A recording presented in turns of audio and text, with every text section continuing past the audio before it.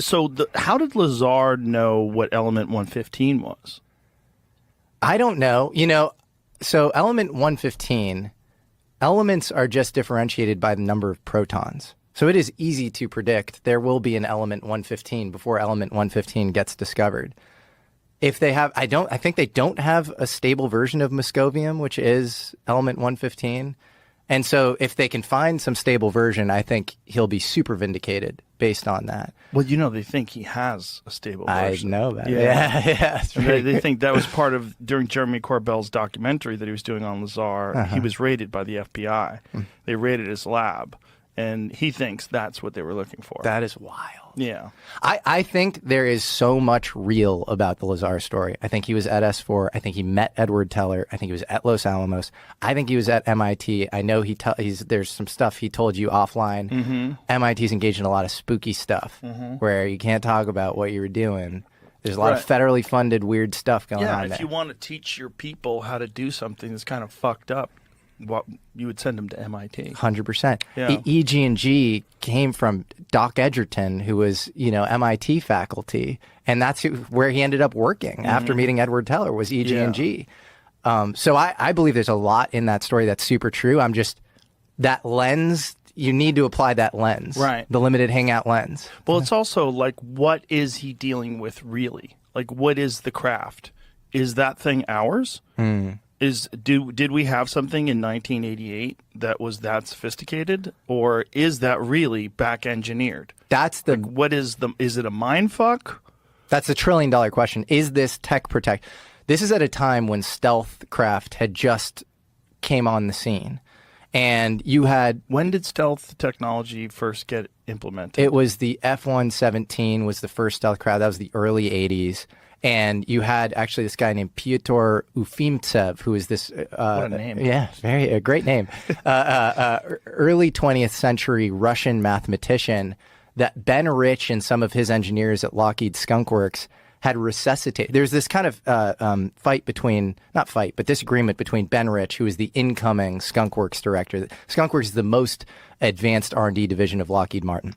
And Kelly Johnson, the legendary guy who had started Skunk Works.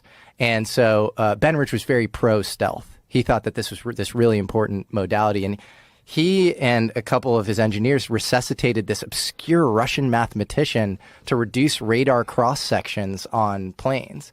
And that's where the F-117 came. And, the B-2 was sort of the response to that. And it sort of took off in the 80s. And he was extremely scared about tech protection at the time, and he was hyper vigilant, and he would actively complain about it. And he even called UFOs unfunded opportunities at the time. Pretty crazy, right? So that's the backdrop. And there's also, in 1986, there's a budget line item in the congressional budget for $2 billion for the Aurora. And this is this super stealthy craft that's post F-117. And that's only rumored. Like today, nobody will admit that the Aurora might have been real. And the aerial surveys at the time were picking up sonic booms that weren't being created by the SR-71 or the space shuttle. And so there was something being flown around at that time that was, causing these sonic booms that was unaccounted for. Whoa. And Bob Lazar, there's even a clip of him saying, "I saw the Aurora. It was like, it was around at the time, and it sort of just took off or whatever," which is, I think, a point in the direction that Lazar himself is very earnest and probably did experience some very weird stuff, because why are you exposing some probably classified tech? I think there's a lot of reasons to believe that the Aurora was real. There was an oil rig engineer in the North Sea, maybe it might have been the Black Sea, that sketched it out. And Bill Sweetman, this Jane's Defense Weekly aviation journalist, picked that story up. What did he describe it as? This kind of... It was a triangle similar to the B-2, but I think more narrow, and it just flew incredibly fast, like faster than the F-117, and I don't know. It was just super advanced. Can you envision? Would it be actually possible in 1988 to? Could you imagine that the United States would possess some sort of actual technology that's not back engineered, that's not from another world, that is what Lazar described? It's funny you should ask that. Yes, I do. Yes? Really? Yes. And that's not to say I don't want to, again, pour cold water on the like UFO crash retrieval stuff, because I think there's a lot of interesting evidence there. But is there a tech tree that involves anti-gravity? Absolutely, in the U.S. And I can trace it all the way back to this guy named Thomas Townsend Brown. So if we were to be talking in front of any academic physicist right now, they would laugh at us. They'd be like, you're crazy. If we were to talk amongst any aerospace graybeard who is at a certain level, I think they'd give you a little wink and a smile. And they'd say, okay, like maybe there's something there. And so the nominal history is that we have never been able, we don't have exotic propulsion principles. Like everything is, chemical combustion, essentially. You had Elon Musk on and he says, it's all Newton's 3 laws. You can't get anything better. And I remember you asked him, you're like, well, maybe what if you could get something better? And he's like, it's impossible. We have not unified the field in physics. So you have the weak force, the strong force, and electromagnetism, and all of those have been reconciled. Gravity is out here hanging out by itself on an island. So you have the standard model, quantum field theory, and you have Einstein's theory of gravity, and the two are not reconcilable. It is my belief that if you were to reconcile them, you could create exotic propulsion, which I think any even reasonable theoretical physicist who's credentialed would say if you could reconcile them, that's possible. I think that Thomas Townsend Brown did this experimentally, not theoretically. I don't think he was a very strong theoretical physicist, but I think he did this experimentally. And then there's the moon. And then the moon's weird too. The moon's really weird. The moon's super weird. The size of the moon directly corresponding, like when it's in orbit with the sun, completely blocks out the sun perfectly. It's 1/400th the size of the sun, and it's 400 times closer to the Earth than the sun. You never see the dark side, which is very weird. It's actually, I believe it's closer to the Earth than what you would normally expect for a moon. And it's huge. It's huge. You have cultures actually talking about a pre-moon period, and it's stabilizing the climate. You have the Zulu cultures talking about this. And then here's the weirdest stuff about the moon. Apollo 11, I believe, when the booster took off on the moon, they were like, oh, we think it might be hollow, and it's it seems like actually the outer layer of the moon is less dense, or sorry, is more dense than lower layers, which pattern matches only to an excavation site. That's obviously in Earth, the lower you go, it's more dense, right? And so Apollo 12, they intentionally crashed the booster of the lunar vehicle onto the moon. They put seismometers there, and they said that it rang like a bell. This is all fact. You could look all this stuff. It's super weird. It is really weird. I know you did an episode about that with Randall Carlson. Love Randall Carlson. Yeah, he's got some wild fucking theories too. But the idea that the moon was somehow another place there to stabilize our atmosphere is so crazy. It is crazy. And then you obviously have to sort of think in probabilities all the way down. Lowest probability, craziest thing is Ingo Swann, who is another remote viewer in the Stargate program. He wrote a book called Penetration, where he's basically like abducted by this guy in a suit, like this kind of Men in Black style guy named Axelrod, and he is told to remote view the moon. And he remote views an alien base on the moon. And he says that he gets it. The whole thing goes crazy. I mean, the book is insane. It's like he then ends up in a supermarket, and he says that he senses that this woman at the produce aisle is like an alien or something. But a lot of people from that Stargate program remote viewed, structures on the dark side of the moon and that sort of thing. So, well, but AJ from the Y-Files was on, and he was the one that was telling us that there's photos, right, of the dark side of the moon, that someone had seen photos and was assuming that these would be released shortly, that there were structures. Wow, this is going to be the biggest news ever, and then it was never released. Are you talking about maybe Carl Wolf? Is that what it was? Who was taken to, this is all his claims, and he died in a freakish bike accident a little after saying this. But he said that there was like in like Langley, Virginia, where a lot of spooky stuff goes on. He was taken to some it was like inside a mountain complex, which we definitely, Carl Wolf, yeah. That guy bikes? Apparently not enough. That But guy could die any time Oh, on man. a scooter. So, photographs of the 1966 lunar orbiter mission that revealed large base of the moon. Can we hear what he's saying? It's a 4-minute video. Just hear a little bit of it. Scan one section of the moon, then another and another, and then they would get a larger image. So this mosaic then would be put in that contact printer, and that was then a print that was issued to whomever, the press, the scientist, whatever, wherever that was intended to go. So he was showing me how all this worked, and we walked over to one side of the lab, and he said, by the way, we've discovered a base on the back side of the moon. And I said, whose? What do you mean, whose? He said, yes, we've discovered a base on the back side of the moon. And at that point, I became frightened, and I was a little terrified, thinking to myself that if anybody walks in the room now, I know we're in jeopardy, we're in trouble, because he shouldn't be giving me this information. I was fascinated by it, but I also knew that he was overstepping a boundary that he shouldn't be stepping over. And then he pulled out one of these mosaics and showed this base, which had geometric shapes. There were towers, there were spherical buildings, there were very tall towers, and things that looked somewhat like radar dishes, but they were large structures.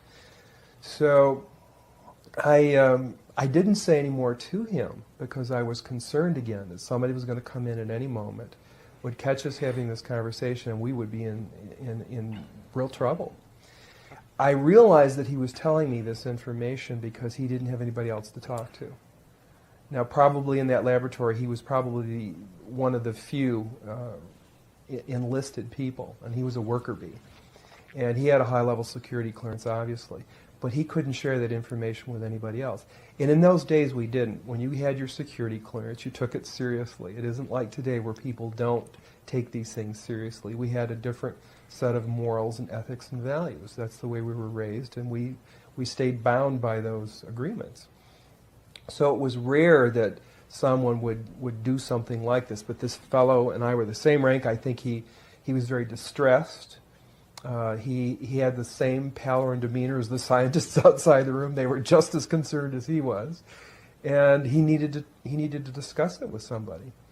So that was the end of it right there. I didn't take it any further than that. I just filed it away. But the interesting thing, every day that I went home, I would think to myself, I can't wait to hear about this on the news, And, so I'd turn on the TV and I'd look at the news to see if they're going to announce, we've discovered a base on the backside of the moon, being really naive, And, of course, here it is 30-some years later, and we still haven't heard about it. Whoa. Pretty crazy. Yeah, but then there's the question of disinformation, right?